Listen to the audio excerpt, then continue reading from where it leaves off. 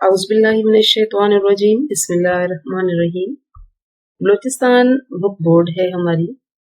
इसमें आज हम मौलवी अब्दुल हक का जो सबक लिखा हुआ है, शाहिद अहमद दहलवी ने इसे लिखा था, उनका खाका है दरअसल मौलवी अब्दुल हक का।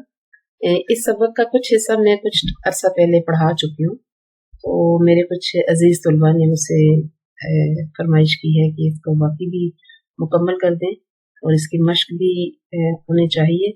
तो आज मैं यही सोचकर इसको दोबारा से पढ़ रही हूँ। यहाँ पर आप देख लें, मैंने पहले मुकम्मल कर दिया था इस पैराग्राफ तक। आज मैं सफ़ा नंबर 11 से और यहाँ से मुकम्मल करूँगी। तो पढ़ते हैं।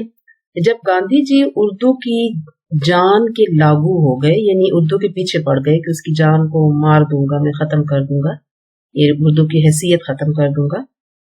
उर्दू हिंदुस्तानी की आड़ में हिंदी को हिंदुस्तान की कौमी जुबान बनाने पर तुल गए, तो मौलवी साहब ने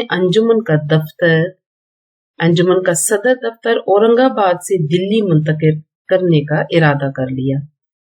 यानी जब उन्होंने देखा कि हिंदुस्तान की जबान यानी कि हिंदी जबान को उर्दू हिंदुस्तानी के नाम देकर गांधी जी इसको राइज करना चाहते हैं हिंदुस्तान में, तो वो दिल बर्दाश्ता हो गए थे। तो उन्होंने ये किया कि अंजुमन का जो दरख्त था, अंजुमन का जो दफ्तर था, सदर दफ्तर, जो उर्दू की तरवीज और इशाअत के लिए मौलवी अब्दुल हक ने बना रखा था, उसको दिल्ली मुंतकिल करने का उन्होंने इरादा कर लिया। मौलवी साहब यहाँ पर हम देखते हैं कि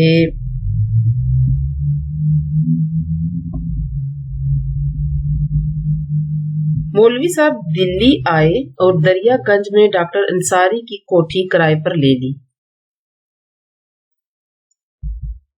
इस वक्त दरियागंज में सबसे बड़ी कोठी डॉक्टर अंसारी ही की थी। ये बड़ी तारीखी कोठी थी। जब तक डॉक्टर अंसारी जिंदा रहे, इस कोठी में कांग्रेस के तमाम बड़े लीडर जमा होकर मशवरे करते रहे। इसी कोठी को मौलवी साहब ने उर्दू का गढ़ बनाया और अंजुमन का दफ्तर इसमें मुंतकिल कर दिया।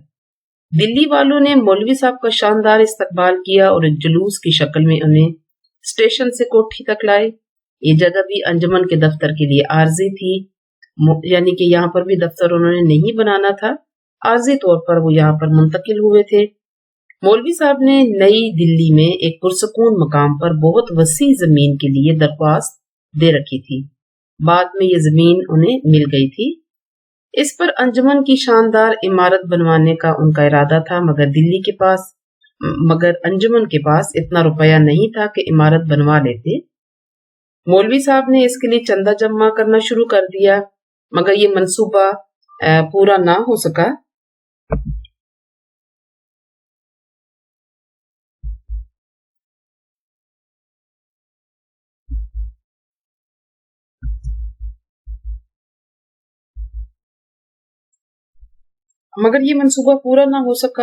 और 1947 की गारतगरी शुरू हो गई।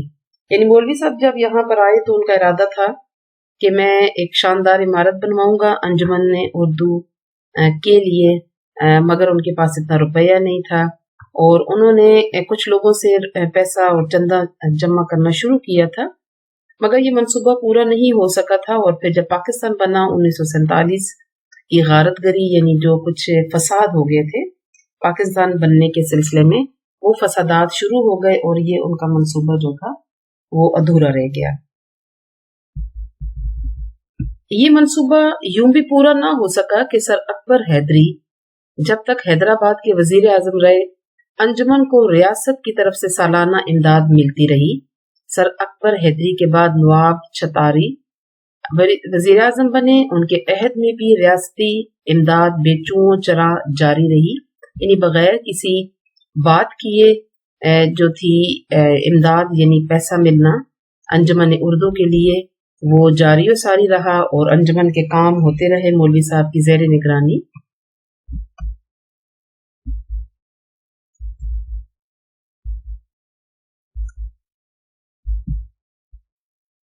मगर जब सर मिर्जा इस्माइल बरसरे इक़्तिदार आए, यानी सर मिर्जा इस्माइल जो थे یہ پھر حکومت مر آئے، ان کو حکومت ملی تو انہوں نے انجمن کی امداد روک دی۔ یہ صاحب تھے تو مسلمان مگر انگریزوں اور ہندوؤں کے پٹھو تھے، یعنی انگریزوں اور ہندوؤں کی ہر بات مانتے تھے اور ان کے حکم پر یہ سب کچھ کرنے پر تیار تھے، اگرچہ مسلمان تھے مگر انہوں نے انجمن کے تمام کاموں کو بند کر دیا۔ ان کے بارے میں لوگ کہتے ہیں کہ یہ ذہین ترین شخص تھے سر مرزا اسماعیل، اور انہوں نے اگرچہ کافی سارے کام کیے ہیں اس وقت اپنی دور حکومت میں، مگر پتہ نہیں کیا وجہ ہے کہ اردو کی ترویج اور اشاعت کے لیے کھولے گئے اس ادارے کے ساتھ انہوں نے کوئی دشمنی کا برتاؤ کیا اور اس کے کاموں کو انہوں نے روکا، امداد روک دی۔ پھر مولوی صاحب کے دلی منتقل ہوتے ہی دلی کے چند مقامی بااثر لوگوں نے انجمن کے خلاف تحریک شروع کر دی اور اپنی 1.5 اینٹ کی انجمن بنا کر غیر ملکی آگ کو بھڑکانا شروع کر دیا۔ 1.5 اینٹ کی مسجد ہوتی ہے یہ، تو 1.5 اینٹ کی مسجد کا محاورہ استعمال کیا ہے مصنف نے، یعنی انہوں نے بھی اپنی چھوٹی موٹی انجمن بنائی اور غیر ملکی آگ جو تھی، یعنی کہ چاہے وہ ہندی زبان تھی یا انگریزی زبان، انہوں نے رائج کرنے کے لیے کوشش شروع کر دی۔ اردو کے خلاف اٹھ کھڑے ہوئے، مولوی صاحب کے خلاف اٹھ کھڑے ہوئے۔ سر مرزا نے مخالف گروہ کی خوشنودی حاصل کرنے کے لیے بھی انجمن کی امداد بند کر دی تھی، یعنی سر مرزا اسماعیل جو تھے وہ جو اردو کے مخالف تھے، مولوی صاحب کے مخالف گروہ تھا، ایک جماعت تھی، ان کو خوش کرنے کے لیے بھی انہوں نے امداد بند کر دی تھی۔ مولوی صاحب آسانی سے شکست مان لینے والے آدمی نہیں تھے، انہوں نے فوراً ایک کانفرنس بلائی اور سر مرزا کی حرکت کو متفقہ طور پر غلط قرار دیا گیا۔ اس کے ایک اجلاس میں بھی شریک ہوا تھا، یعنی کہ شاہد احمد دہلوی صاحب یعنی مصنف، اور مولوی صاحب نے اس اجلاس میں اعلان کیا تھا کہ میں اپنا کل اثاثہ انجمن کی نظر کرتا ہوں۔ اس وقت معلوم ہوا تھا کہ یہ اثاثہ 5 لاکھ کا تھا۔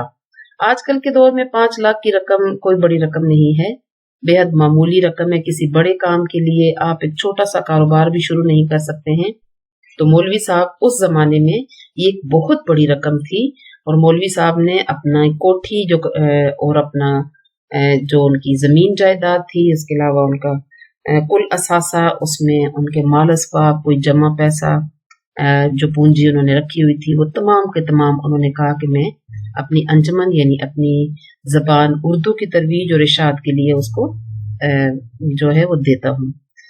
مولوی صاحب نے شادی نہیں کی، انہوں نے کہا کہ میری جو بیوی اور دلہن ہے وہ میری زبان اردو ہے، اور اسی کے ساتھ میں رہتا ہوں، اسی کے ساتھ میری زندگی گزرے گی، اسی کے لیے کام کرتے رہے وہ۔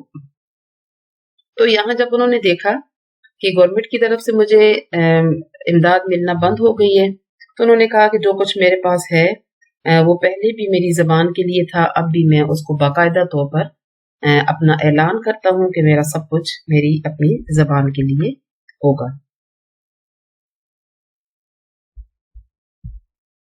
گاندھی جی سے ٹکر لینے کے بعد مولوی صاحب اردو کے قائد اعظم بن گئے تھے اور بابائے اردو کہلانے لگے تھے۔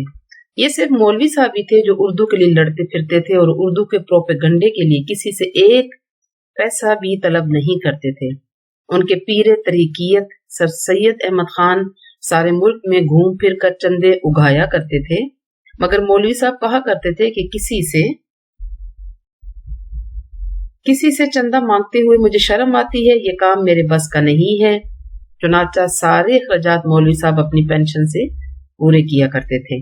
تو گاندھی صاحب کے ساتھ ٹکر لینے کے بعد آپ کا نام بہت مشہور ہو گیا، آپ بابائے اردو کا لقب آپ کو ملا مسلمان قوم سے آپ کو، کیونکہ بچوں اپنے ذہن میں یہ بات رکھیے گا کہ ہمارا کلچر، ہمارا مذہب، ہماری زبان جو ہوتی ہے وہ ہماری شناخت ہوتی ہے۔ اگر ہم ان 3 چیزوں سے اپنا جان چھڑا لیتے ہیں تو یقین کیجئے دنیا کے کسی خطے میں، کسی قومیت میں، کسی علاقے میں، کسی بر اعظم میں آپ کا کوئی مقام اور مرتبہ نہیں ہوگا، آپ کا کوئی اپنا مذہب نہیں ہوگا، آپ کا کوئی اپنا وطن نہیں ہوگا۔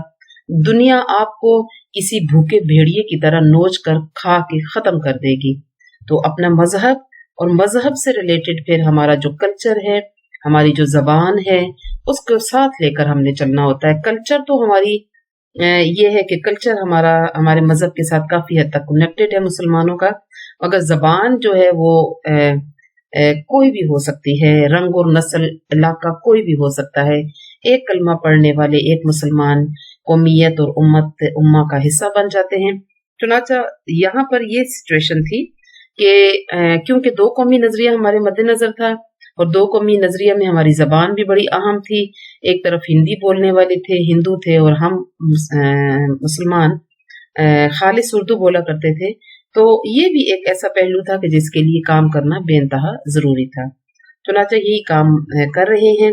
और यहाँ पर एक लफ्ज आप लोगों ने देखा है पीर तरीकियत, यानी कि मौलवी अब्दुल हक सैयद अहमद खान को एक तरह से पीर समझते थे। यहाँ पे थोड़ा सा लफ्ज, ये जरूरी नहीं है कि इसको पीर समझा जाए और ना ही सैयद पीर थे, मगर इसका मतलब ये है कि उनके नक्शे कदम पर चलते थे मौलवी अब्दुल हक और उर्दू के लिए कोशिश करते थे, जैसे कि सैयद अहमद खान ने की। चुनाचा यहाँ पर शाहिद अहमद दहलवी जो हैं वो यहाँ पर चंदे उगाया करते थे। ये लफ्ज भी जो है थोड़ा उर्दू में लिखा तो जाता है, मगर अमूमन हिंदी या पंजाबी में ये लफ्ज जो है वो ज्यादा मुस्तामिल है। उगाने का मतलब होता है चंदा मांगना। तो सैयद अहमद खान पूरे मुल्क से घूम फिर कर चंदा लिया करते थे लोगों से ताकि तालीम वगैरह के लिए खर्च किया जाए, मगर मौलवी साहब कहते हैं कि मुझे शर्म आती है।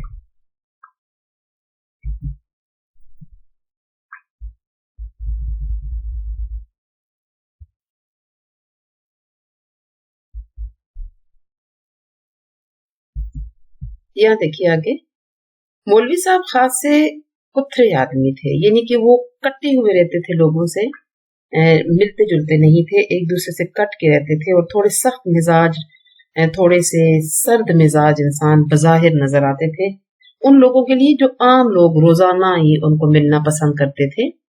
वो किसी से मिलने जुलने के कायल नहीं थे। जब वो दिल्ली आकर रह पड़े तो उन्होंने किसी से खुद जाकर मिलने की जरूरत महसूस नहीं की।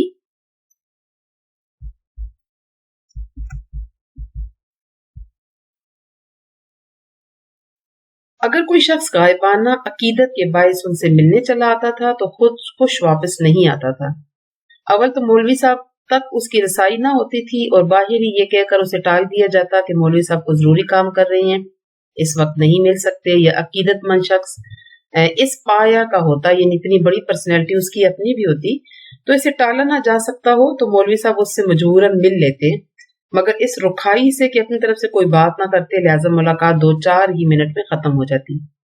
यानी आम लोग तो जो अकीदत के लिहाज से उनको मिलने जाते थे कि बड़े शख्स हैं, तो उनसे मौलवी साहब मिलते नहीं थे, उनको टाल दिया जाता था घर के बाहर ही। अगर कोई बड़ा शख्स होता तो उससे मिल लेते, मगर बातचीत नहीं करते थे। तो वो शख्स मायूस होकर, क्योंकि कोई ऐसी मौजू नहीं होता था उनके दरमियान बात करने का, तो 2-4 मिनट में ही उनकी मुलाकात खत्म हो जाती और लोग जो थे उनसे नाखुश रहते थे कि हमसे बात नहीं करते। अगर इसे कोई मामले की बात करनी होती तो इसे कैफी साहब और हाशमी फरीदाबादी के पास भेजकर अपना पीछा छुड़ा लेते। इस आदत की वजह से मौलवी साहब बदमिजाज और मगरूर समझे जाने लगे थे। मौलवी साहब काफी मसरूफ आदमी थे, मिलने जुलने से उनके काम में हर्ज होता। अगर वो रुकावट न डालते तो मिलने जुलने ही के होकर रह जाते। हर बड़ा शख्स जो होता है बच्चों, वो अपनी जिंदगी का एक मकसद लेकर चलता है। उस मकसद के हुसूल के लिए उसे हर वक्त उस तंजीम के साथ, उस अंजमन, उस इदारे, उस अजीम मकसद और काम के साथ अपने आप को मुंसलिक रखना पड़ता है। अगर वो लोगों से मिलने लग जाए, जो शोहरत अल्लाह ने उसको दी होती है उसको लेकर वो लोगों से गुफ्तगू शुरू कर दे, रोज मिले, तो फिर वो बड़ा काम उससे नहीं हो पाता है। तो यहाँ इसी चीज की निशानदेही की जा रही है। आगे देखते हैं। मौलवी साहब दिल्ली आकर खास से पुराने हो गए थे, मगर मैं उनसे मिलने नहीं गया। ये शाहिद अहमद दहलवी कह रहे हैं कि यानी दिल्ली जब वो आए तो बहुत अरसा हो गया, वो पुराने हो गए, नए नहीं थे अब लोगों के लिए, मगर मैं उनसे मिलने नहीं गया। कुछ इस वजह से भी कि मैं उनके खरेपन की कहानियां सुन चुका था। इसी असना में एक दिन मौलवी साहब का पैगाम पहुंचा कि रात का खाना हमारे साथ खाइए। जो साहब ये पैगाम लाए थे, मैंने उनसे पूछा कि आज क्या जाती दुनिया मौलवी साहब ने देखी कि याद फरमाया। यानी कहते हैं कि जब मुझे पता चला कि मौलवी साहब ने मुझे खुद बुलाया है, शाहिद अहमद दहलवी साहब कहते हैं, تو میں نے مزاحن ان سے کہا کہ کیا جو دنیا اب ختم ہو رہی ہے، یعنی مولوی صاحب اس دنیا سے جا رہے ہیں، وفات پا رہے ہیں، کہ آج انہوں نے خود ہی مجھے یاد فرما لیا ہے؟ انہوں نے ہنس کر بتایا کہ مسٹر فضل احمد کریم فضلی آئے ہوئے ہیں، انہوں نے مولوی صاحب سے کہا کہ شاہد صاحب سے ملنا چاہتا ہوں، انہیں بلوائیے۔ یعنی مسٹر فضل احمد کریم فضلی صاحب ایک شخصیت تھے، وہ آئے ہوئے ہیں اور وہ آپ سے ملنا چاہتے ہیں، اور وہ جو ہیں وہ مولوی عبدالحق کے پاس ہیں، تو آپ کو وہاں اس لیے ان کے گھر میں دعوت دی گئی ہے۔ فضلی صاحب سے میرا ربط قائم ہو چکا تھا اور وہ ساقی کے لیے کچھ نہ کچھ بھیجتے رہتے تھے۔ تو بچوں، یہ ساقی نامی ایک رسالہ تھا جو شاہد احمد دہلوی صاحب نے اپنے دور زندگی میں اس کو نکالا تھا، تو اس کے لیے وہ کچھ بھیجتے تھے، یعنی کچھ لکھتے لکھاتے تھے، تو ان کے رسالے پہ چھپنے کے لیے بھیج دیا کرتے تھے۔ آپ کو یہ بات پتہ ہونی چاہیے کہ جتنے بھی رسالے، میگزینز، اخبارات ہوتے ہیں، اچھے اور بڑے لکھنے والے یا مشہور لوگ جو ان کی زندگی میں اس دور میں پائے جاتے ہیں، ان کی طرف سے بھیجی گئی چیزوں کو وہ بڑی خوشی سے چھاپتے ہیں، اس سے ان کی بھی مشہوری ہوتی ہے اور انہیں بڑا فائدہ ہوتا ہے، وہ عزت کی بات ہوتی ہے ان کے لیے۔ ٹھیک ہے، تو یہاں پر یہ مطلب ہے۔ میں نے کہا میں ضرور آؤں گا۔ وقت مقررہ پر میں انجمن کے دفتر پہنچا۔ صحن میں کرسیاں دائرے کی شکل میں لگی ہوئی تھیں، 15-16 حضرات بیٹھے ہوئے تھے۔ میں پہنچا تو کسی نے پذیرائی نہیں کی، یعنی آگے بڑھ کر مجھے کسی نے ویلکم نہیں کیا، مجھے خوش آمدید نہیں کہا۔ میں خاموشی سے کیفی صاحب کے پاس ایک خالی کرسی پر بیٹھ گیا۔ کیفی صاحب سے میری یاد اللہ تھی۔ یاد اللہ کا مطلب ہوتا ہے یعنی اللہ کے لیے ہم ملتے جلتے تھے، ایک دوسرے سے ملاقات رہتی تھی، ایک دوسرے کو یاد کیا کرتے تھے، بات چیت رہتی تھی۔ ان سے گاہے گاہے بات کرتا رہا، یعنی کہ میں کیفی صاحب کے قریب پہنچ گیا، ان کے پاس بیٹھ گیا کرسی پر، اور ان سے تھوڑی تھوڑی باتیں اور محفل میں بیٹھ کے کرتا رہا۔ سامنے مولوی صاحب اور فضلی صاحب بیٹھے ہوئے تھے، مگر ان دونوں میں سے ایک بھی مجھے نہیں پہچانتا تھا۔ میں نے فضلی صاحب کو یوں پہچان لیا کہ ان کی تصویر دیکھ چکا تھا۔ حالانکہ بچوں، فضلی صاحب نے ہی ان کو شاہد احمد دہلوی کو بلایا تھا۔ آپ کو شاید پتا ہو کہ شاہد احمد دہلوی اگرچہ خود بھی اپنی زندگی میں بڑے کام کیے ہیں انہوں نے، مگر یہ مولوی نذیر احمد دہلوی کے پوتے ہیں۔ مولوی نذیر احمد دہلوی کو آپ لوگوں نے اکثر پڑھا ہے، کلاس 8 میں بھی پڑھا ہے، 9 10 میں بھی پڑھو گے، آگے بھی مختلف کلاسوں میں پڑھو گے جب تک اردو آپ پڑھتے رہو گے، کہ مولوی نذیر احمد صاحب اردو زبان کے پہلے ناول نگار ہیں۔ چنانچہ ان کے بیٹے اور اولاد اور باقی لوگ بھی اسی طرح حیثیت کے مالک تھے۔ انہوں نے ابھی بلا تو ان کو لیا ہے فضلی صاحب نے، مگر ان کو پہچان نہیں رہے اور نہ ہی انہوں نے خود تعارف کروایا، کیونکہ یہ دل میں تھوڑی سی وہ رکھتے تھے کہ جب مولوی صاحب اپنے گھر بلا کر بطور مہمان مجھے پوچھ نہیں رہے ہیں تو مجھے بھی کوئی ضرورت نہیں ہے، میں خاموشی سے یہاں پر بیٹھا رہوں گا، اس لیے وہ انہوں نے خود بھی اپنا تعارف نہیں کروایا۔ تو یہاں کچھ ایسی کیفیت نظر آ رہی ہے۔ ٹھیک ہے، قاعدہ ہے کہ میزبان اپنے مہمانوں کا خیر مقدم کرتا ہے اور مہمان کا تعارف بھی کراتا ہے، مگر یہاں کچھ نہیں تھا۔ طبیعت کو یہ قسم پرسی بہت اکھڑی، یعنی کہ برا لگا مجھے۔ قسم پرسی کا مطلب ہوتا ہے یعنی کسی نے نہ پوچھا، یہ تب بھی استعمال کرتے ہیں جب کسی غریب کو کوئی نہ پوچھے، کسی مسکین دکھی دل کو کوئی نہ پوچھے۔ اور یہاں بھی یہ کہ یہاں پر میری حالت ایسی تھی جیسے میں ایک مسکین شخص ہوں اور مجھے کوئی نہیں پوچھ رہا۔ تقریباً 1 گھنٹے تک باتیں ہوتی رہیں اور فضلی صاحب کا کلام سنا گیا۔ اس کے بعد اطلاع آئی کہ کھانا لگ گیا ہے۔ مولوی صاحب کھڑے ہو کر بولے، چلیے کھانا تیار ہے۔ مہمان اٹھ کھڑے ہوئے اور کمرے کی طرف چلنے لگے۔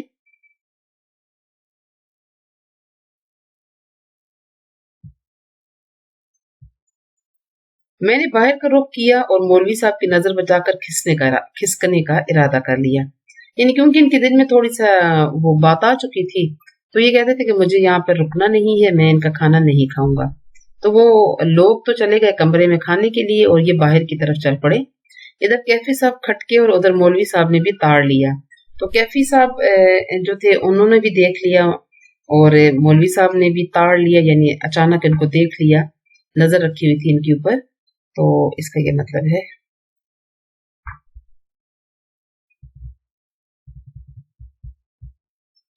انہوں نے پوچھا، ادھر آپ کہاں جا رہے ہیں؟ ادھر چلیے۔ میں نے کہا، جب مولوی صاحب نے مجھے جانتے ہی نہیں تو مجھے بلانا کیا ضرور تھا؟ اتنے میں مولوی صاحب بھی آ پہنچے۔ کیفی صاحب نے کہا، شاہد صاحب ہیں ڈپٹی نذیر احمد کے پوتے۔ مولوی صاحب نے مسکرا کر میری کمر میں ہاتھ ڈال دی اور بولے، یہ آئیے، اور اسی طرح مجھے کمرے میں لے جا کر فضلی صاحب کے سامنے کھڑا کر دیا اور بولے، لیجئے، یہ ہیں آپ کے شاہد صاحب۔ फजली साहब बड़ी गर्मजोशी से गले मिले और बोले, आप तो काफी देर के आए हुए हैं। मैंने कहा, जी हाँ, मगर आप तक रसाई हासिल ना कर सका। बात आई गई हो गई, यानी कि जो नाराजगी दिल में थी वो खत्म हो गई और इन्हें भी सबने पहचान लिया। हालांकि इन्होंने अपना तारुफ भी नहीं करवाया था और कुछ ऐसी हालत थी कि कैफी साहब ने भी नहीं कहा। तो यहाँ कोई ये ऐसा ही कुछ नजर आ रहा है। तो बात आई गई होगी, यानी बात टल गई और सबने खाना खाया। फजली साहब ने मेरे घर का पता पूछा और 2-1 दिन बाद मुझसे मिलने तशरीफ लाए और मुझे अपना और भी गर्विदा कर गए। गर्विदा का मतलब होता है कि जब आप किसी को अपना बना लेते हैं, किसी के दिल में घर कर लेते हैं, उसको आप चाहने लगते हैं। तो मौलवी साहब से ये मेरी पहली मुलाकात थी, मगर ना उन्होंने मुझसे कोई बात की ना मैंने उनसे। इसके बाद भी 20 दफा उनसे आमना सामना हुआ, मगर जमकर गुफ्तगू उनसे कभी ना हुई। मेरा नाम तक उनको याद नहीं रहता था। किसी से पूछ लिया करते थे कि डिप्टी नजीर अहमद का पोता आया है या नहीं। मौलवी साहब बड़े नफीस आदमी थे, उम्दा और कीमती कपड़ा पहनते थे, शेरवानी, तुर्की टोपी और एक बड़ा पाजामा। शेरवानी बच्चों आपको पता है क्या होती है? एक लंबा कोट होता है जो हमारे पिंडलियों तक आता है, मुख्तलिफ रंगों का होता है, मुख्तलिफ कपड़ों का बनाया जाता है, आप देख सकते हैं। और तुर्की टोपी जो होती है वो सुर्ख रंग की टोपी होती है और उसके साथ एक अदद काले रंग का फुंदना लटक रहा होता है, यानी धागों, रेशमी धागों का एक पोम पोम बना होता है और वो साइड पे लटकता रहता है। तो ये हिंदुस्तान जब बना था तो हिंदुस्तान और पाकिस्तान की तकसीम से पहले बहुत से मुसलमान लोग ये तुर्की टोपी पहना करते थे। और सच्ची बात तो ये है कि ये सल्तनत उस्मानिया के साथ एक ताल्लुक था। या हम तुर्की मुसलमान जो हैं वो जो है वो तुर्की के साथ हमारा एक ताल्लुक है, मुस्लिम बहन भाई हैं हम लोग। सारी उम्र उनका यही लिबास रहा, सूट पहने हुए। ना तो कभी हमने देखा, न कभी तस्वीर ही ऐसी देखी जिसमें सूट पहने हो। खाना अच्छा खाते थे, एक ही वक्त में कई किस्म का होता था, फल भी जरूर होते थे। और उनके मुकर्रबीन में से एक साहब ने बताया कि एक दफा बम्बई में किसी रईस ने मौलवी साहब की दावत की। मेजबान को मालूम था कि मौलवी साहब खाने के बाद मौसम का फल जरूर खाते हैं, लिहाजा खाना खत्म होने के बाद मेजबान ने आवाज लगाई, फ्रूट लाओ। तो मुलाजमीन ने डिशों में गंडेरियां लाकर रख दी। मौलवी साहब मुतबस्सम हुए, यानी हंस पड़े, मगर अपने मेजबान का दिल रखने के लिए एक आध गंडेरी ले ली।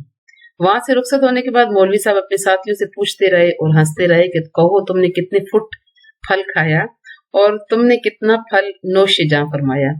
यानी अमूमन ये चीज मुनासिब नहीं लगती कि गंडेरी यानी गन्ने के टुकड़े जो होते हैं वो लोगों को, ऐसे अजीम लोगों को, इतने बड़े लोगों को इतनी खास महफिलों में किसी को बुलाया जाए और उनके सामने गंडेरी रख दी जाए।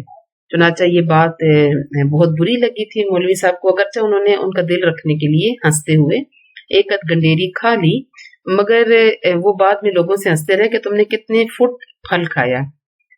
इसका मतलब ये है कि आपको पता है गंडेरी जो गन्ना होता है वो फुटों के हिसाब से लंबा होता है, एक लंबा डंडे की तरह का होता है, एक लंबी शाख की मानत होता है।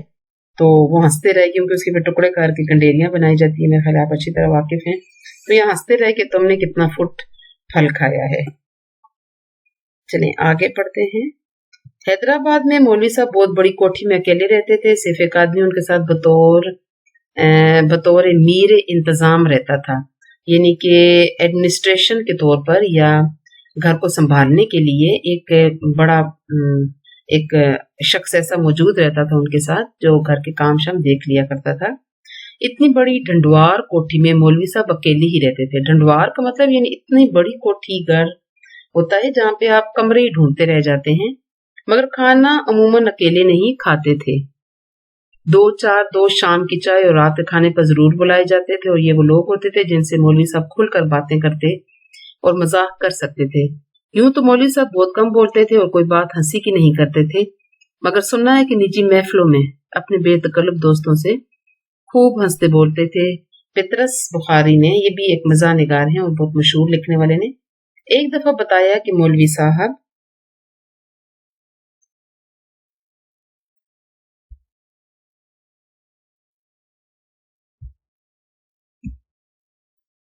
उन्होंने बताया कि जब मौलवी साहब खुल जाते थे تو गजब के जिंदा दिल हो जाते थे, और फक्कड़ लड़ने में तो मौलवी साहब का जवाब ही नहीं है, कहाँ कहाँ तक घुटे रहते।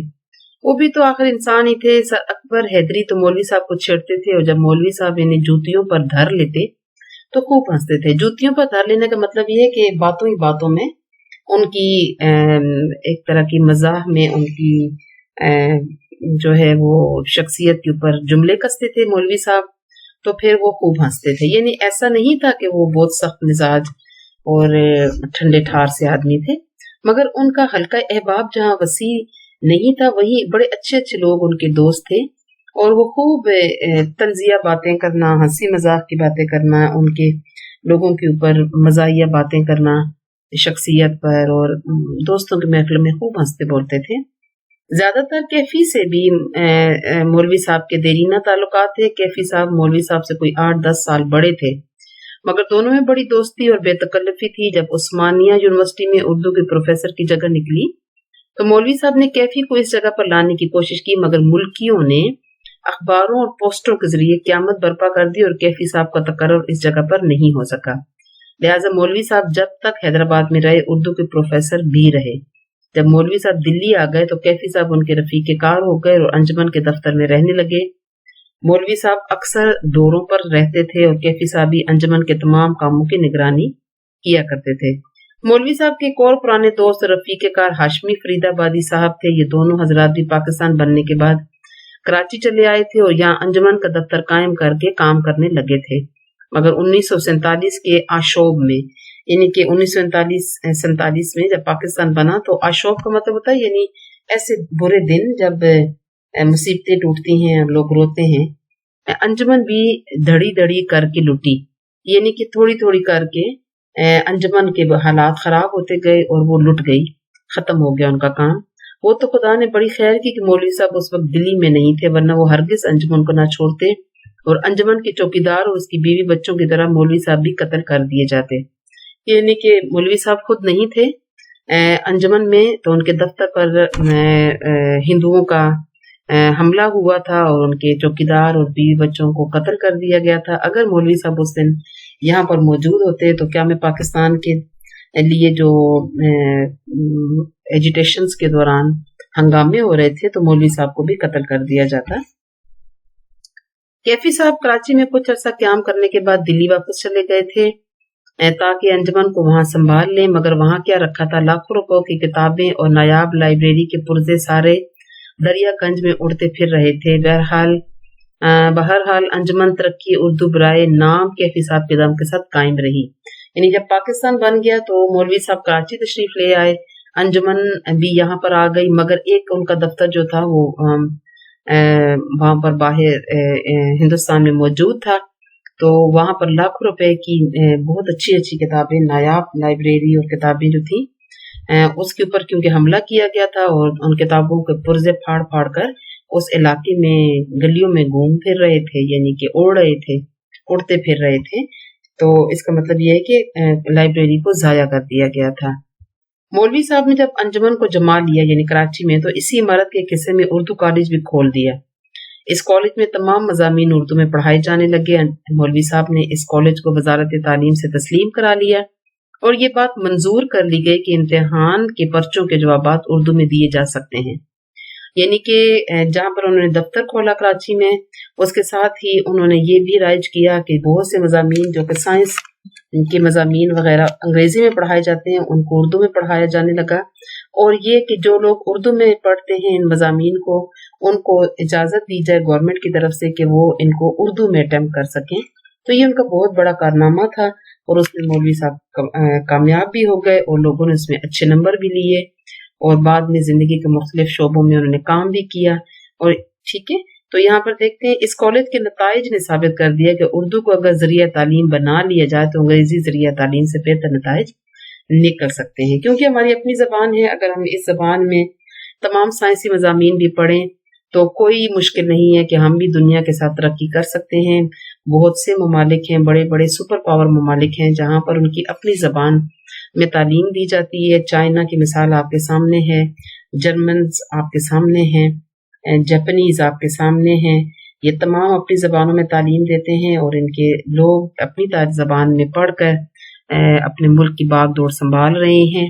تو ہماری زبان بھی اردو ہے، اردو کے لیے قائد اعظم نے بھی کہا ہوا ہے کہ ہماری یہی زبان رہے گی۔ ہم اردو بولنے والے جب دوسری زبان میں یعنی انگریزی میں تعلیم حاصل کرتے ہیں تو بہت سے ایسے طالب علم جو گورنمنٹ سکولز میں پڑھتے ہیں یا جن کو اللہ نے اتنی صلاحیتیں نہیں دیں، اتنا مال اسباب بھی نہیں ہے، وہ انگریزی میں ماہر نہیں ہو پاتے ہیں، اچھے اسکولوں میں نہیں پڑھ پاتے ہیں، تو وہ زندگی کی دوڑ میں پیچھے رہ جاتے ہیں، صرف اس وجہ سے کہ ہماری حکومت اردو کی ترویج اور اشاعت کے لیے اور اردو زبان کو قومی زبان قرار دینے کے لیے سنجیدگی سے کوششیں نہیں کرتی ہے۔ کالج کے کامیاب تجربے کے بعد مولوی صاحب کو اردو یونیورسٹی قائم کرنے کی بھی لگن لگ گئی تھی۔ کراچی کا ایک سرمایہ دار بھی ہمت کر جاتا تو یونیورسٹی بن جاتی، جو بہرحال بعد میں یونیورسٹی بن گئی، مگر ہمارے سرمایہ دار بھی حکومت کا رخ دیکھ کر چلتے ہیں۔ حکومت اس تبدیلی کے خلاف تھی، لہٰذا مولوی صاحب کی یہ آرزو پوری نہ ہو سکی۔ آپ کا یہ ارادہ تھا کہ اردو کالج کھولا جائے، اردو یونیورسٹی قائم کی جائے، کالج بن گیا، یونیورسٹی بھی بن گئی، مگر ان کی وفات کے بعد اگر کراچی کے بڑے بڑے سرمایہ دار جو ہیں، انڈسٹریلسٹ جو ہوتے ہیں، جو فیکٹریاں، کارخانے اور جن کو اللہ تعالیٰ نے مال اسباب دیا ہوتا ہے، اگر اس وقت وہ چاہتے تو مولوی صاحب کی مدد کرتے تو یونیورسٹی بھی بن جاتی، کالج یونیورسٹی اس زمانے میں، اب تو بن گئی ہے۔